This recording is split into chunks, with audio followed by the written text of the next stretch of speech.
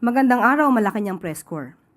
Makakasama natin ngayong hapon sina DILG Secretary John Vic Remulla, DOJ Secretary Frederick Vida, at PNP Chief Jose Melencio Nartates Jr.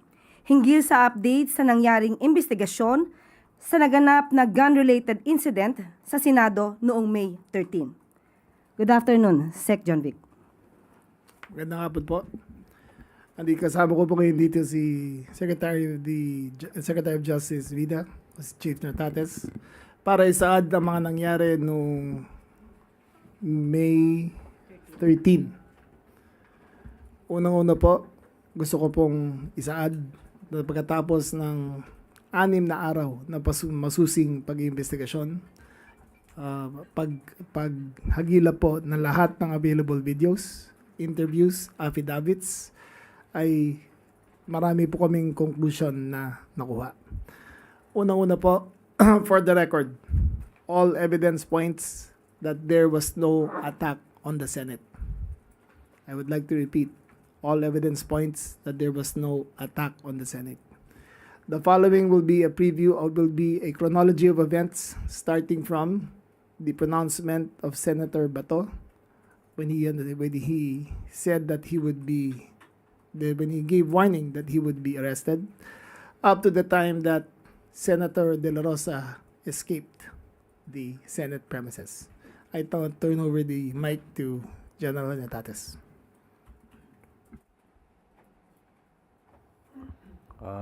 Magandang hapon sa ating lahat. Ito po ay effort ng Philippine National Police, particularly nauna na po ang Pasay City Police Station na kung saan sila ang unang nag-imbestiga. And after the conduct of investigation by the Pasay City Police Station, the records of investigation was referred to the concerned prosecution office in Pasay City the next day, particularly, to be exact, May 14, 4 p.m. ng hapon. And then, in the continuing investigation, sumama na po ang Criminal Investigation and Detection Group for the unearthing of records, facts, mga kailangan nating ebidensya to come up with a conclusions and recommendations, findings, conclusions, and recommendations. At ito pong pag-unearth natin ng investigation, lalong-lalo ng mga facts, lalong-lalo na last Friday, the Department of Justice have sent out directive to turn in all records of investigation papunta po sa Department of Justice. And then therefore, in compliance with the directive, we will be submitting the records of investigation to the Department of Justice, including the earlier records that was referred to Pasay City Prosecutor's Office last Thursday, 4 p.m. And so, we have, meron po tayong, okay. So ito po yung ating records coming from the probers from the CIDG. Take note, it is called a gun-related incident. Okay, gun-related incident. Okay. This is a gun-related incident, meaning there is a discharge of firearm in the premises of the Senate building last May 13. And this, as shown, ito po yung timeline. Minabuti natin na ilahad na before the actual shooting, to be exact, is actual discharge of firearm, that was about 7:45 p.m. kung titignan nyo. But before that, makita muna natin kung ano yung mga events before the actual shooting, and even after the discharge of firearm at 7:45, we extended up to 2:30 a.m. where Senator Bato de la Rosa escaped and or went out of the premises of the Senate building. Material po yun. So all of this will be sent to forwarded to our beloved Secretary of Justice. So at 5:23 p.m., nakita natin and or documented that Senator Bato de la Rosa have appealed to the public for support over some social media platform. At 5:58 p.m., the Senate adjourned its session, and 6:14 p.m., Supreme Court did not issue TRO. Meron pong nilabas yun. And at 6:57 p.m., Major General Mau Aplasca announced that somebody will be arrested. And pag titignan nyo na up to shooting incident na 7:45 p.m., discharge of firearm, up to 8:15 p.m., up to the time na 2:30 p.m. Next slide. Okay, ito po yung 5:23 p.m. documented. Next. Okay, the adjournment of the session of the same day. Next. Okay. This is the document that will show that the Supreme Court did not issue a TRO on the petition of Senator De La Rosa.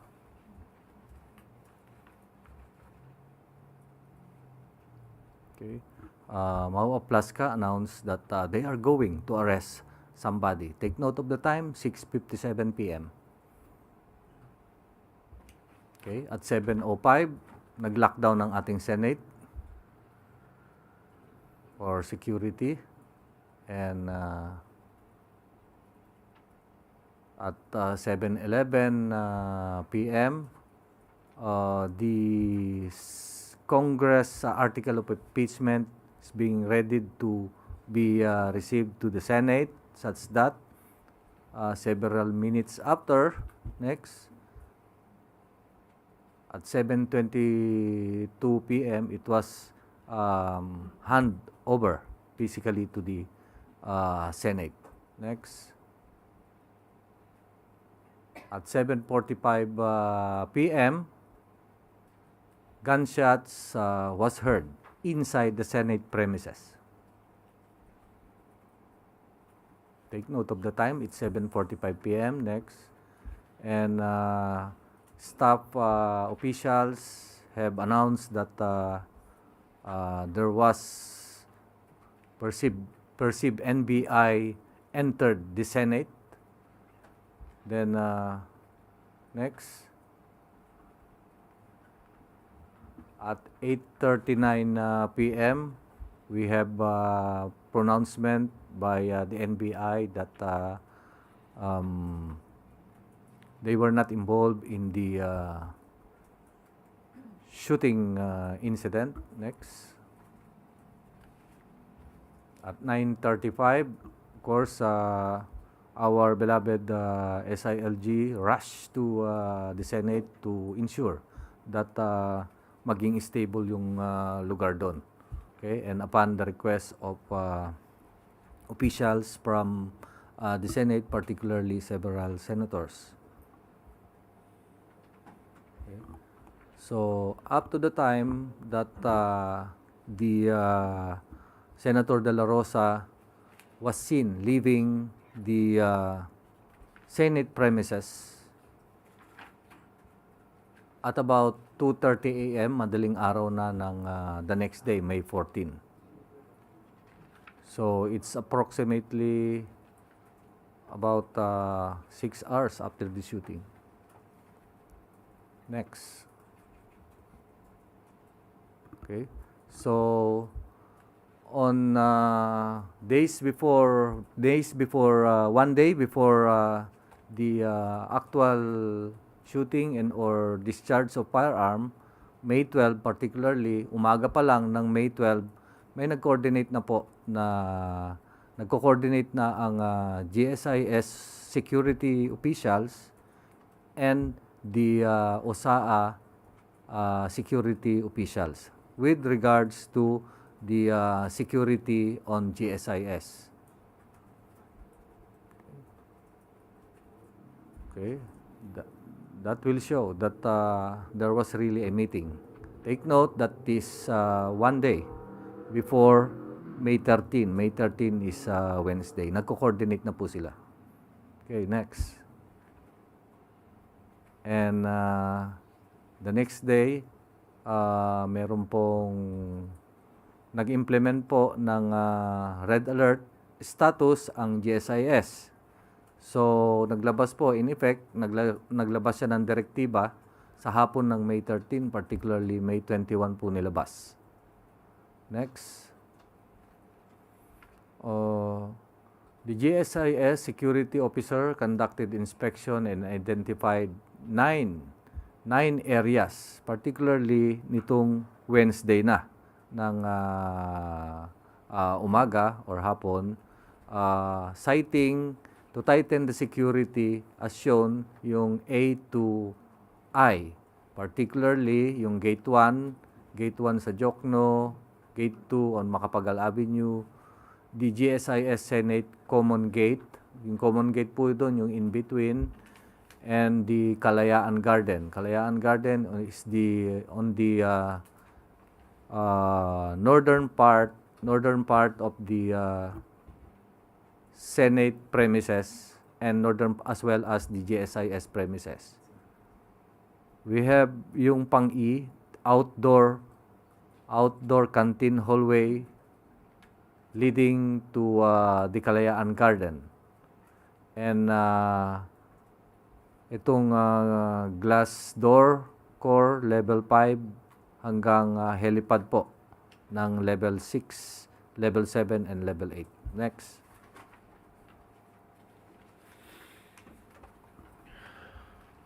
So, in the afternoon of May 13, that is a Wednesday, may mga NBI na po na pumunta sa premises ng GSIS.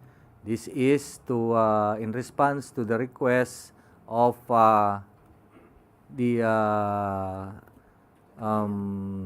GM Biloso of the GSIS kasi nagre-request sila to fortify the security of the GSIS. So, meron pong pumunta kaagad na 3 NBI agents and yung pinakita ko kaninang mga lugar, those are the things that the areas that they will going to fortify and or secure further. So next, ito po yung arrival ng ating mga NBI agents at the GSIS main building. Yes, sir. Teka muna, merong letter yon, pakitignan. In effect, their presence was backed up by a letter properly received at about 5 p.m. 5:08 p.m. of the same day. Okay, ito po yung mga NBI agents. Okay, to sum up, there are 29 NBI agents. Nung una kasing investigation natin, ang nakuha pa lang natin nakita through CCTVs is 21. And after the conduct of the continuing investigation, we accounted 29 of them. Please take note that none of the NBA agents had tactical gear with them. They were dressed as NBA agents, clearly identified, nakalagay. But none of them had tactical gear with them. They did not have a battering ram. They did not have provisions for shape charges to breach any door. So let's just make that clear. Okay, to continue, please. Okay. These were the footages on malapit na to sa area kung saan nag-disburse ng firearm. This is the NBI, this is the GSIS canteen, which is adjacent to the Senate second floor. Okay, next. Okay. Again, site inspection at level 2 or second floor at 6:51 p.m.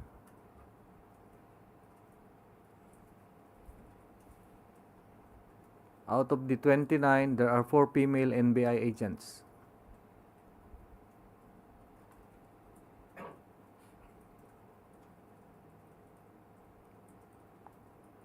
Okay. Next. Okay. Um, Minutes before the gunfires were heard, ay merong naririnig din na nagdi-drill dun sa when you are inside the Senate premises and as well as GSIS premises, because at the GSIS premises, particularly at the ground floor, may pinto po doon na steel door na pinortify ng ating maintenance or security ng GSIS. So yun po ay recorded, and this is the proof that this was recorded. For the information of the body, all entrances from GSIS, Senate to GSIS, or GSIS to Senate, since early in the morning, were being fortified by the GSIS maintenance. They had duly informed the maintenance of the Senate that there was going to be drill work going on in all the doors of the Senate of the GSIS connecting to the Senate. So again, the GSIS management, the Senate maintenance management had information that there was going to be fortification of doors in the GSIS area. So hindi gulatan to because conspiracy theories were abounding, but they were duly informed. Okay. So there was a drilling, and the drilling sound maririnig, and they put bolt after drilling. I think several bolts were put, and then naglagay ng mga steel cabinet. And that is in the ground floor or first floor. Take note of the time, that is 7:39 p.m. Next. For the information of the body also, the GM found it better to secure the entrances going into GSIS because Senator Bato had called for a people power movement, and had there been anarchy in the building, the GSIS contains billions of pesos of worth of artworks that are displayed in their walls. Had there been an overflow of people going to GSIS, the losses would have been incredible. So it was better, he found it better for them to secure the doors so that there would be no commotion going inside to the GSIS building. Next slide. Okay. The next slide will show what happened after the drilling in the ground floor. And then we'll go to second floor, and this will show the second floor area. On the right side is merong pinto doon coming from, if you're inside, you have to, on the right side merong hagdan doon. But before the hagdan may bintana and merong pinto. And this area, in this CCTV, was requested nakuha natin, secured from the CCTV of the Senate. This shows the NBI agents coming from the first floor kasi one by one sila paakyat. If marirecall nyo po, ang sinabi ko kanina, there are areas A to I. Just to add, this CCTV footage was from the Senate CCTV room, not the GSIS. So, the Senate security had full view of the people who were on that floor. Take note that none of the elements are in tactical gear. All of them were just in conference. None of them were in formation to attack the Senate. They were just checking out every floor that was in danger. That's correct, sir. And we take note of the timeline. The timeline is 6:52 p.m. up to 7:01 p.m. Wherein 6:52 sila dumating sa area na yon, and then they left that area at 7:01 p.m. for the appreciation of our dear Secretary of Justice. And take note, nung umalis na sila, At 7:02 p.m. particularly, dalawa po ang naiwan dyan, part na NBI agent. Agent Darwin Francisco and Anton. De Leon. Antonio De Leon.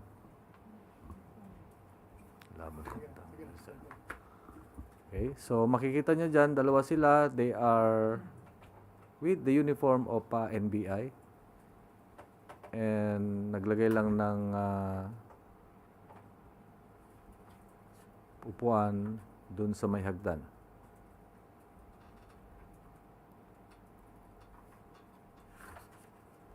Take note of the time that is they started posting themselves there at 7:02.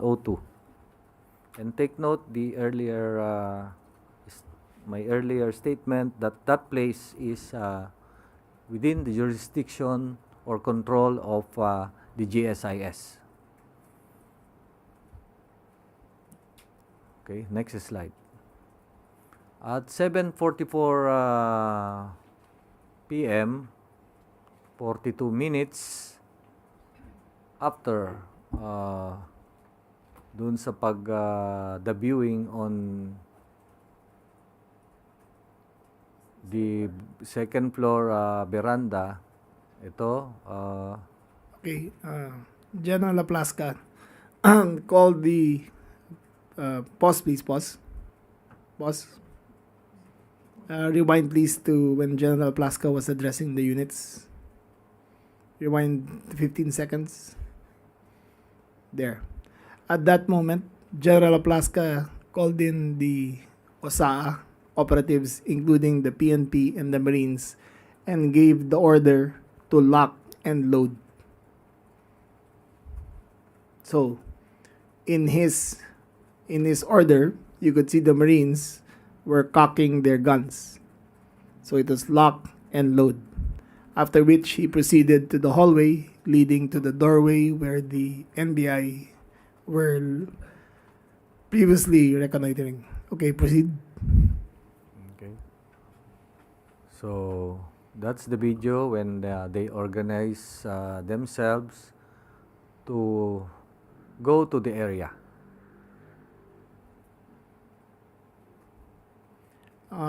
Take note that pause please.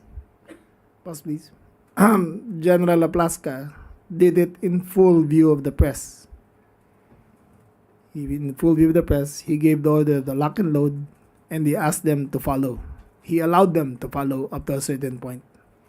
In normal situations, if there is a perceived confrontation, you will clear the building of all personnel because of possible stray fire. However, he allowed them to follow. Okay, proceed please. Okay. So this is one angle of the video going to the exit door, going to the veranda. As you can see, pause please. Pause. The Marines are in single formation according to their training, staying to the side of the wall. Okay, proceed. Followed by the PNP. Followed by the PNP, who formed a perimeter line at the very end, at the end of the hallway. Okay. Proceed. Play. Next, take note of this time. This is the CCTV footage taken at the veranda. The CCTV footage is owned by the Senate, and we requested it, and binigay naman. At this will show, kung matatandaan nyo kanina, 6:50 something, 6:52 p.m. up to 7:01, dumating yung bulk of NBI. And then, this is the actual video wherein makikita nyo may burst of fire. Merong usok. Just to also be clear, makikita nyo during the video na may mga lights na dumadaan. Hindi po putok ng baril yun. Those are insects that are flying across the lens. But we will show you clouds of smoke and possible muzzle fire that actually occurred. Kasi may kita nyo mamaya, may gumagalaw-galaw eh. Baka akala nyo nagpuputukan. Hindi po nagpuputukan yan. Those were instruments of, those were insects. Look at that. Insects yung gumagalaw na yan. Okay, go proceed. Makibigay mo sa 7:46. 14 p.m. 7:46 yung operator. Makikita natin dito the first approximate time of a burst of fire. Yan, may usok na. Teka ba na? Rewind please, 3 minutes. Yan. Yung nasa may upuan siya. According to testimony of General Aplaska himself, he opened the door and he asked, "Sino ka?" The agent identified himself as NBI. Shortly thereafter, he fired 3 shots into the, not exactly to the direction, but 3 shots towards the to the vicinity of the NBI agent. And you can see the muzzle fire, the blast. Pakita mo, General. Rewind please, rewind. 10 seconds. Yan. 1, 2, 3. 3 firearms. 4. Sunod. Yan, papatok sila. And nag-withdraw. The NBI agent withdrew behind the air conditioning duct units. And because he was being fired upon, he discharged a cover fire.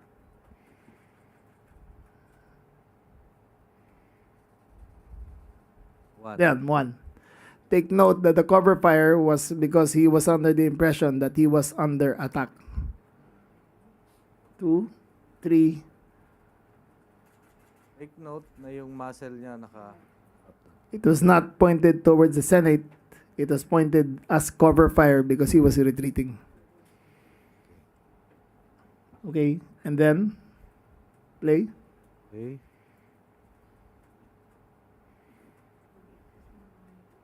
Okay, next CCTV. So, the next CCTV, At this point, the officer in charge instructed the agents, do not engage, do not engage. So they retreated. He was waiting for them.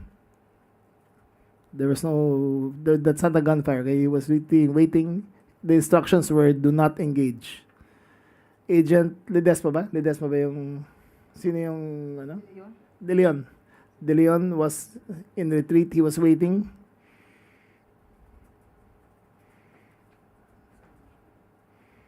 He was waiting.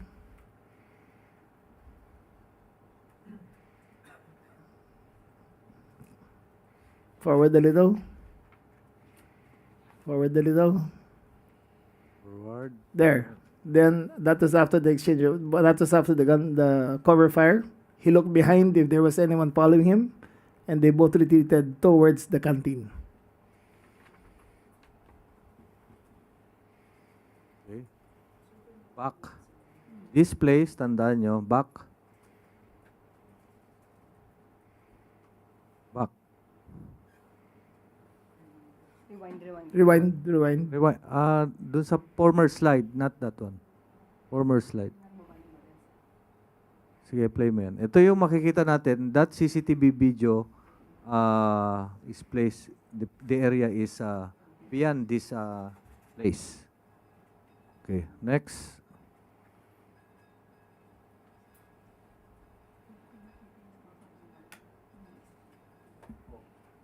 To further explain, play mo to. Play this video. Uy, nakorap na. Conspiracy Hey. na to. Hey.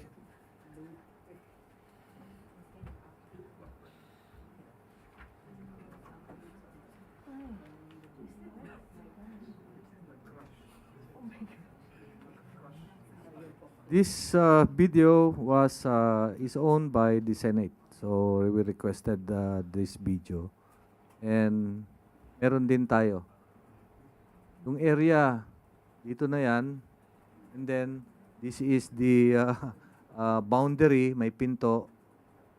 Beyond that is yung second floor. Nandyan yung mga OSAA personnel, including the Marines and Police.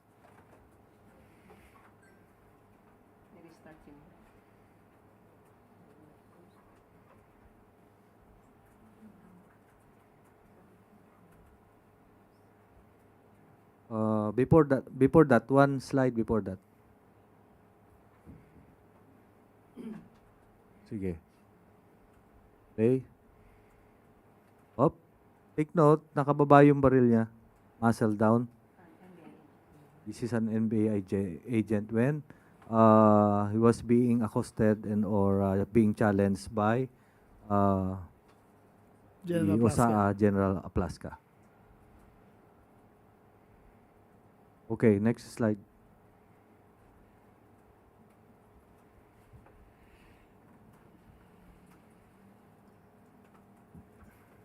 Next slide. Okay, this is the video footage also owned by the Senate. If you are inside the building at the second floor, that one is Jemel Ledesma, sir. OSAA personnel, yung unang-una. So, pause. Pause. If you can see, pause please. Pause. If you can see, the certain Mr. Ledesma, member of the OSAA, was peeking through the window. Sumilip siya. Sumilip siya dyan. Rewind nyo na konti. 5 seconds. Rewind na konti. 5 seconds. And there he is. Stop. Go. And look. He bent down. And he was peeking through the window kung sino on the dawn. So clearly he saw that there was one person in the premises. Okay. Continue. Stop. Where is Mr. Aplaska? Dito. Aplaska, the one being held by... The one Yes. being accosted, held by the back. Yes, sir. That is General Aplaska. Okay.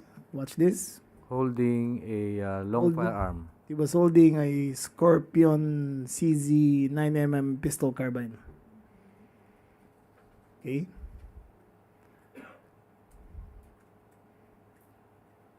Further, go. He opened the door. Opened the door. Asked. At that point, I think he was asking. And at that point, the NBI agent was retreating. At there, stop. You could see that suddenly the reactions of the Marines were in ready position. We assumed that this is the first time shots were fired by General Plaska. Continue. They closed the door. Continue.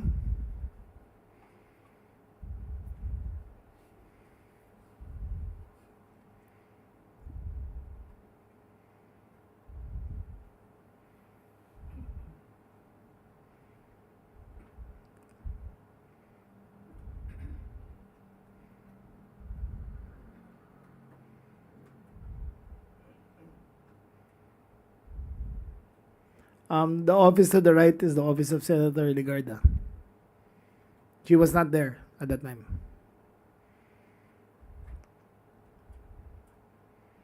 In a few seconds, mamamatay ang ilaw. There. They turned off the lights. The emergency lights went on.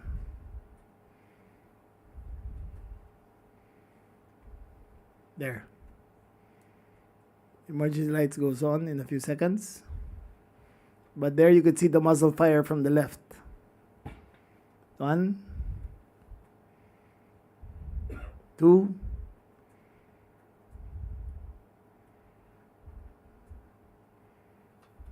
go play.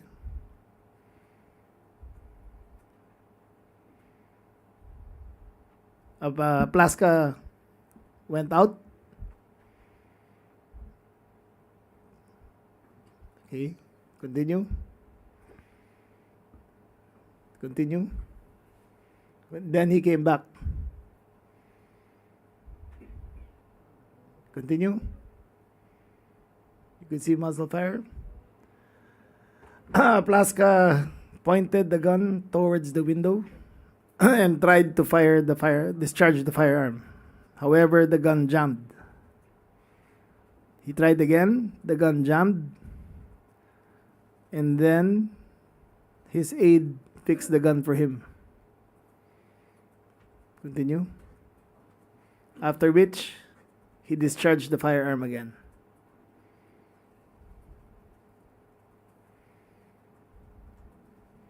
Mind you, there was nobody there. There was no shots being fired at them. Okay? After the last fire, this one of the 40 caliber, sinong agent ba to?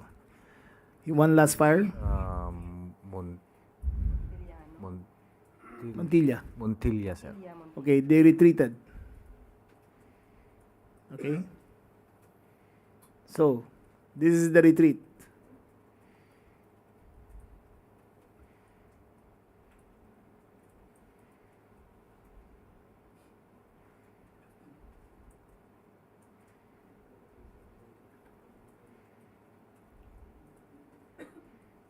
Two minutes and 20 seconds. 2 minutes 30. 3 minutes 20.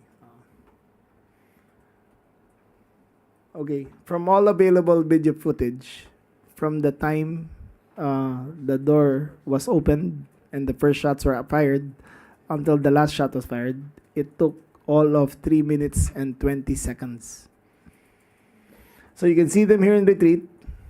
The Marines are still holding steady in formation. Ito yung before. Entry pa to. Entry pa pala to. Entry pala to. Another footage. This is another footage. There, the press was held back, but they could see. Yung office ni Ligarde yata sa tabi, di ba? Yeah. Office ba ni Ligarde sa tabi niya? Yung dulo eh.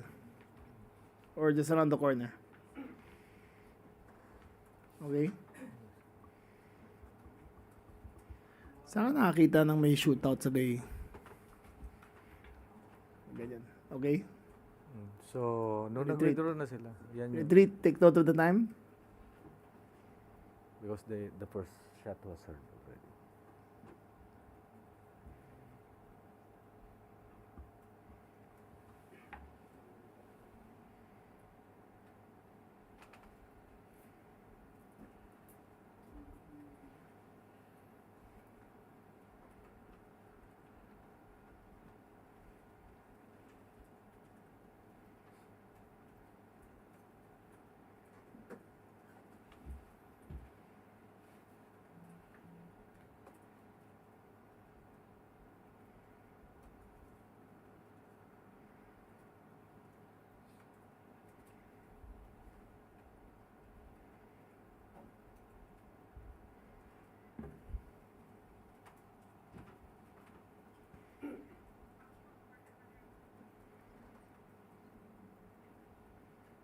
Retreat ito.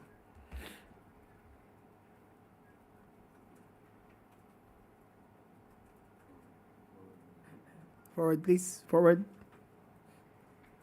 Next slide.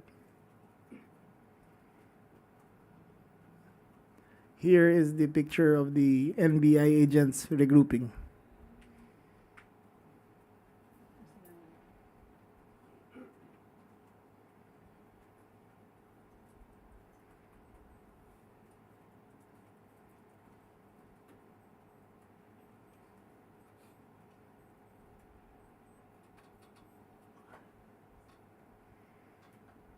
This is footage from Channel 5.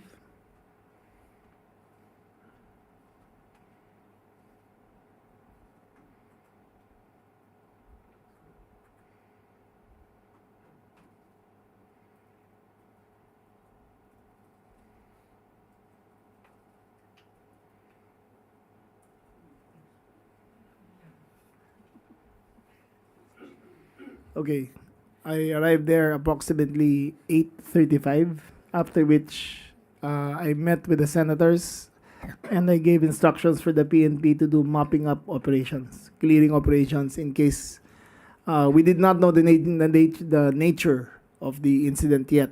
Yet I instructed them to mop up the building to see if there are any unwanted persons in the area.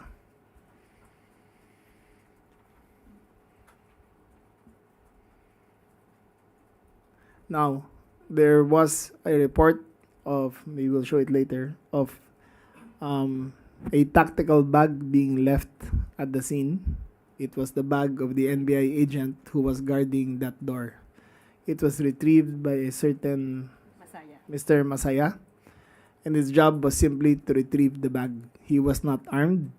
He had identification with him, but he was arrested because at the fog of war, you were not sure of what his role was.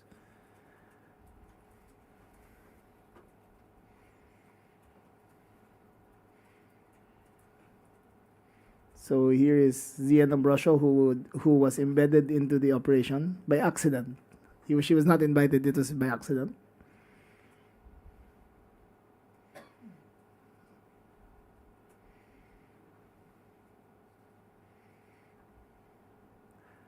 Okay, until now, I was in the premises. It was not clear to us what was happening.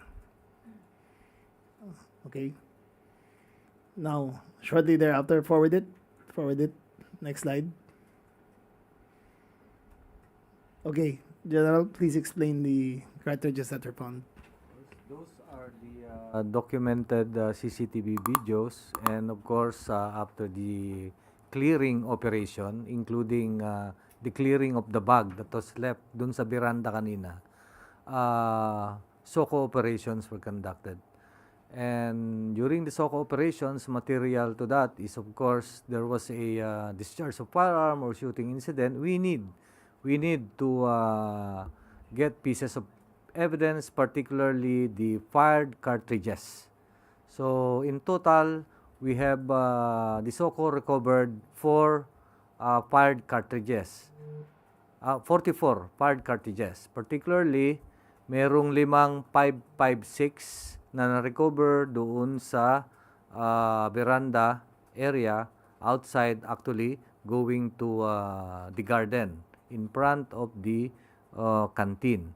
Doon sa area na pinag-withdrawhan ni This agent. was consistent upon the agent who fired cover fire on his retreat as he was being fired upon by the as if fire was being directed to him by the OSAA. Ayun yung 5.56 na cartridges na nahanap. The others, General? Yes. As well as dun sa outdoor yon, 5 pieces 5.56. Okay? And another outdoor dito sa may walkway kung saan nagkumpulan kanina yung mga NBI, there are 3 9mm fired cartridges. Okay? We have recovered also 5 metallic fragments and as well as 3 lead core dun sa outdoor na yon, but this is hindi ma-recognize ang ating ballistics. Okay? We have also dun sa loob ng Senate before exiting yung exit door, there are 9 pieces caliber 40 fired cartridges as well as 27 9mm fired cartridge and 1 live ammo. Live ammo, meaning nalaglag na ammunition ng 9mm. Aside from that, may nakita tayong bullet hole on the door, the window, and the direction of the bullet that hold that door and the window is coming from inside, going outside. So, 6 dun sa pinto, through and through, and 1 was stuck on the door jamb, and several bullet holes dun sa window. And so, on the outside, wala tayong makikitang bullet hole going inside the building. Okay, so And per our ballistics examination, those 44 fired cartridges came from four firearms. So meaning, meron tayong 4 na shooter. And this 4 shooter ay identified to be Montilla of the OSAA and Ledesma of the OSAA, and the warning shots made by Agent Francisco of the NBI. They were 556 when they were cover fire, not warning shots. okay. Cover fire on retreat, yung 556. As you can see, yung baril ni Charlie Dumlao Montilla. is identified. Yung kay Ledesma is identified. Police Major, retired Police Major Aplaska was asked to appear today to the CIDG to turn over his firearms, but he refused to appear and gave an excuse. He was supposed to turn over his firearm so that we can run the ballistics, but he did not appear to the CIDG for the information. Okay. So we have fully accounted the empty shells except for the 23 empty shells. Okay, yung 23 empty shells na yon ay fired from one firearm. To take note, the discharged fragments from from firearm numbers 1, 2, and 4 were accounted for. The 23 other bullets are not identified with any of the 3 guns presented. We asked General Aplaska to appear to submit his firearm, but he did not appear. Okay. Take note of the report, our report, the SOCO report, that the entry or there's no bullet hole going inside the Senate. Okay, next. Okay, so those were the records of investigation that we will be sending to the Department of Justice for their appreciation. And now, There is one more video that occurred at 2:30 a.m. Amidst all the confusion, one more video, please. The last video. So we had been doing clearing up operations. To clear that area took us several hours, but at approximately 2:30, please play the video.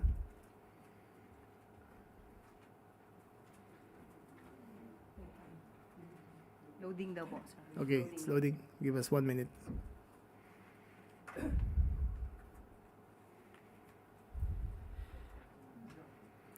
Remember, please be reminded that General Bato de la Rosa was declared under protective custody of the Senate, as attested to by the Senate President Alan Peter Cayetano. That means they take full responsibility over his custody. Next.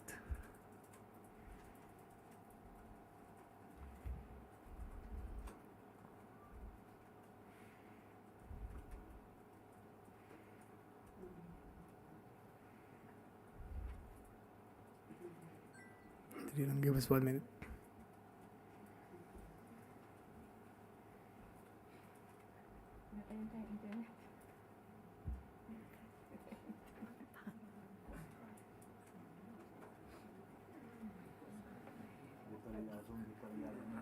Ano yan eh, forced 20% savings. One last video before we end this. One bar? Hindi niya lang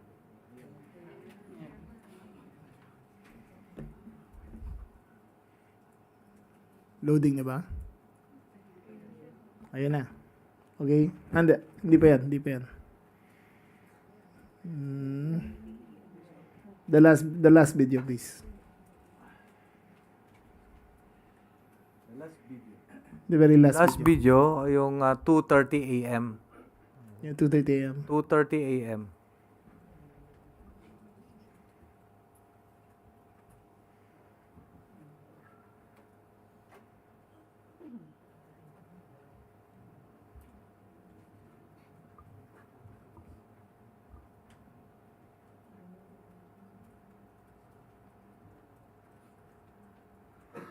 While we're fixing the video, would the secretary take one question, please? Okay, while waiting. Okay, go ahead.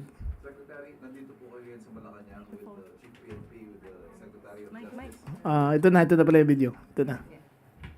Sandali lang ah. This is the picture of the vehicle leaving a Fortuner that belongs to Senator Robin Hood Padilla. This is the picture of BATO during all the chaos. But the last video, the next video please. The last video. Next one. Next one. Next video please. Next. That is them getting away. Next video please. Next one.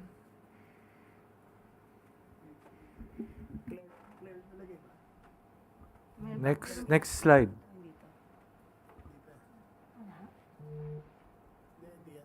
No, yung...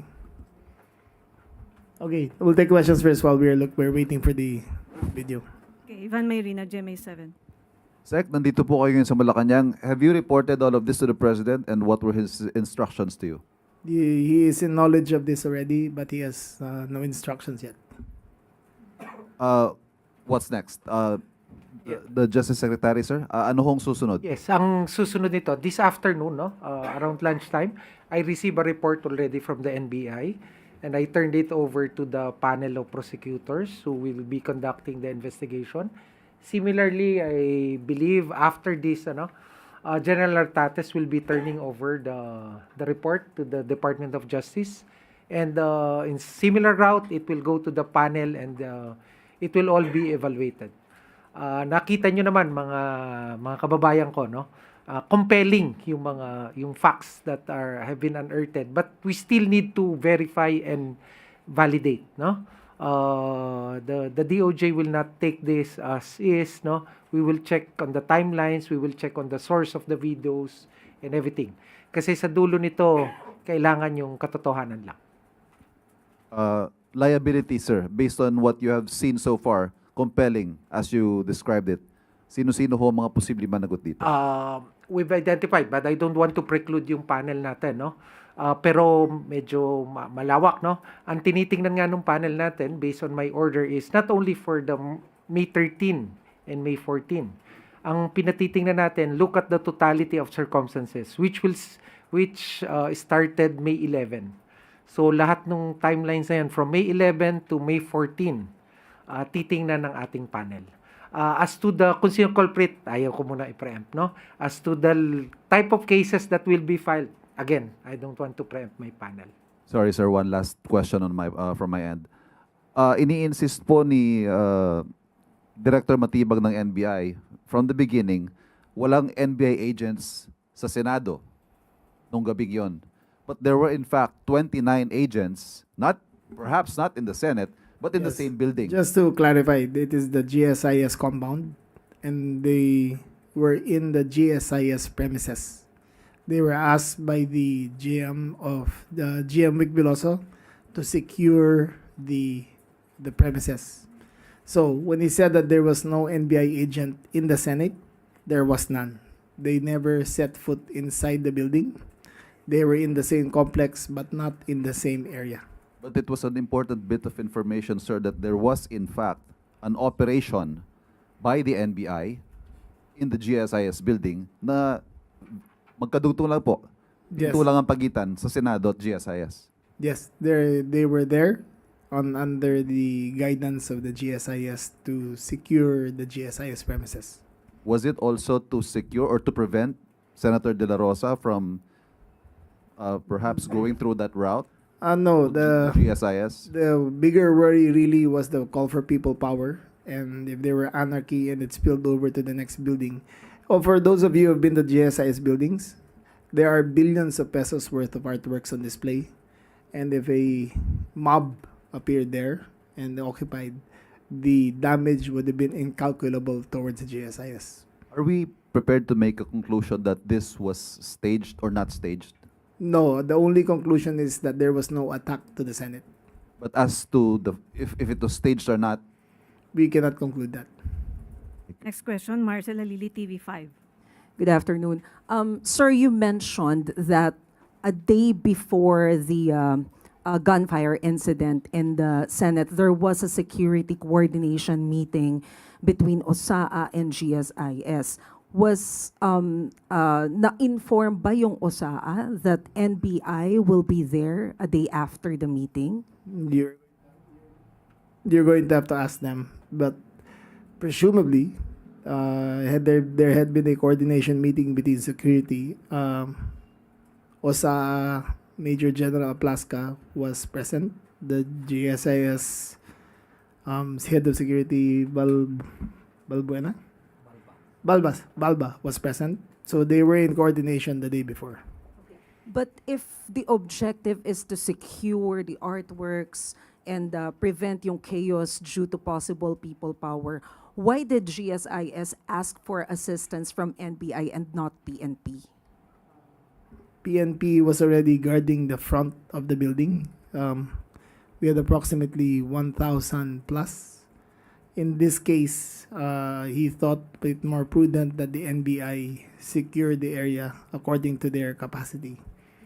But there is no distinction. We are both law enforcement officials. But the PNP was outside the Senate building already. The NCRPO Chief Abirin was there present together with approximately 800 policemen. 1,300 policemen already. So as is, we were stretched thin of how many policemen there were. So ang kinuha niya ay NBI. But sir, you also mentioned earlier that Aplaska did not appear nung tinawag siya ng CIDG. So what will be the next step? Paano natin makukuha yung details from OSAA, from Aplaska? We will be inviting again in another date for General Aplaska to appear.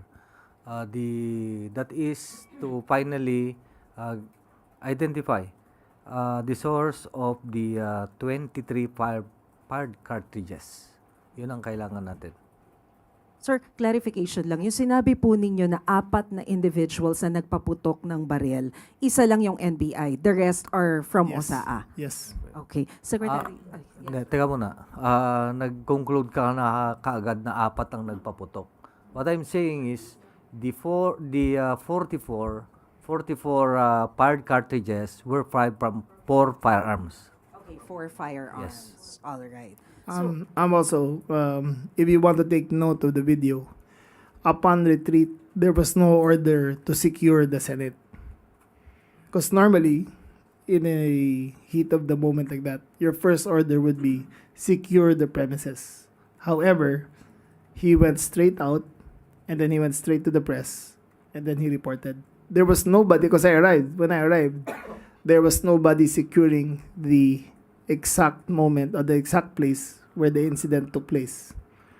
Isn't it odd that in an exchange of gunfire and if your mandate is to secure the building, that after there was a gunfight, there was no perimeter security introduced into the area?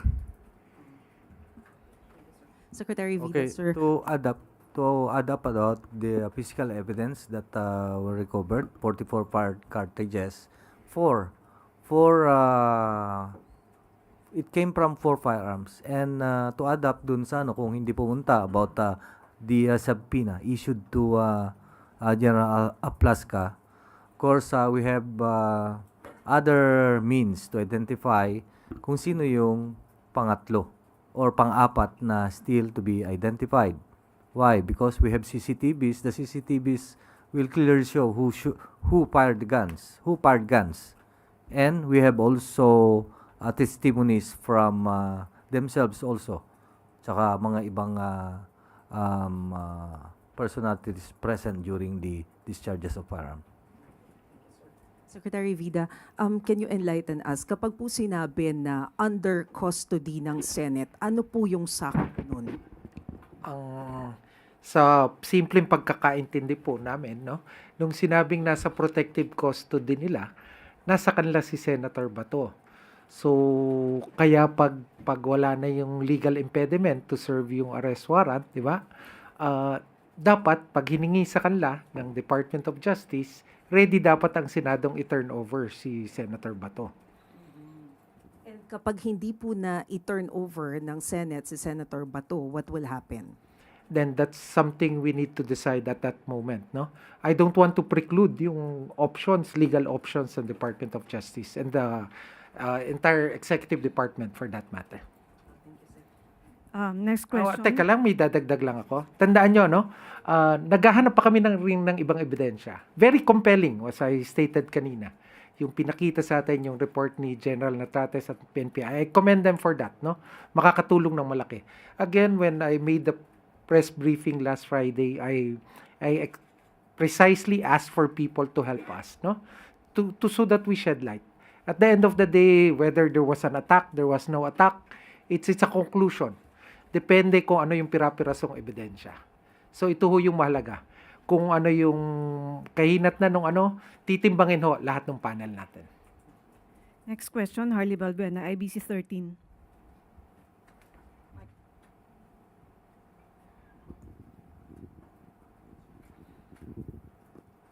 My question is for Secretary Remulla, but PNP Chief can also answer. Sir, sabi po ni Secretary Remulla kanina, according to the testimony of Aplaska, he opened the door and asked, "Sino ka?" And shortly after, he fired 3 shots towards the vicinity of the NBA agent. So does that mean that there was an intent to cause injury at hindi lang po warning shot yung ginawa ni Aplaska? Okay. Kayo na ang makapag-conclude dyan kung ano ang implication. I have already submitted the pieces of evidence, still videos, still photographs as well as video, and it will be on the appreciation of our beloved Secretary of Justice or the committee to conclude and or make some kung anong mangyayari doon. Sir, how about the shots fired by the NBA agents? Yun ba ay we can label them as cover fire or warning shots lang? Wala pong hostile attack? Okay. In our report, SOCO report, lahat po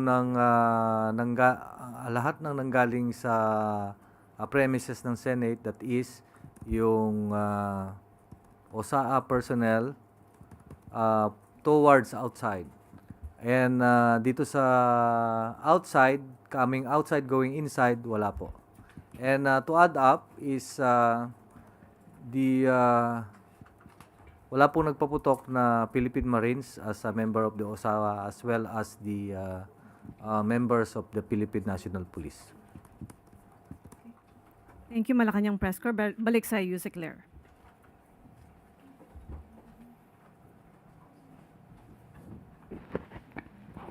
General Natrates, hindi po maipapakita yung video na supposed to be ay yung paglisan ni Senator Robin kasama si Senator Bato.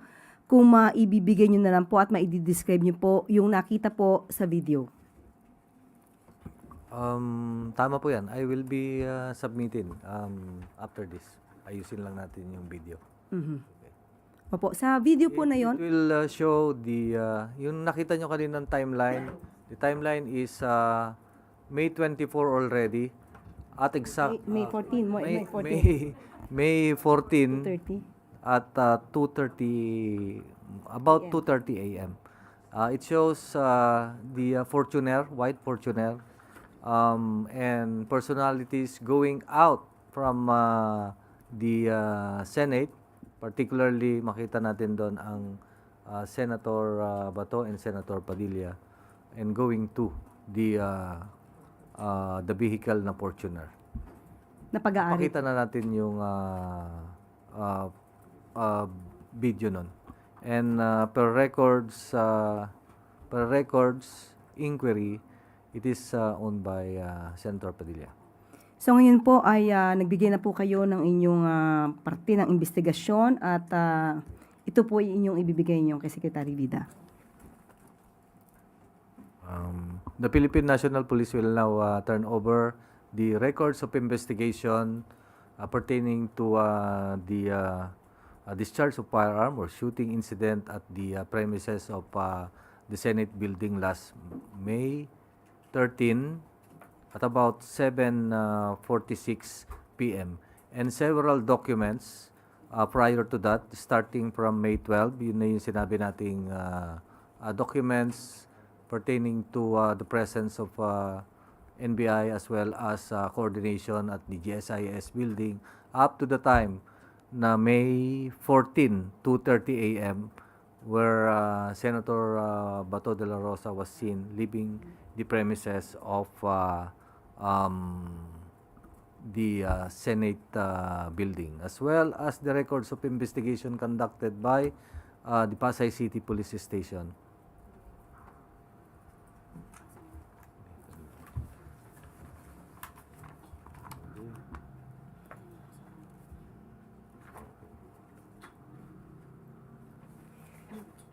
Ito na.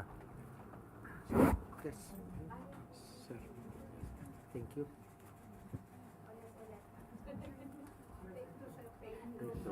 Bilis masyado eh. Okay. Yes, sir. Yes, sir. As directed, effective last Friday, to turn in records of investigation. Ito na po yung records. Okay, natin. the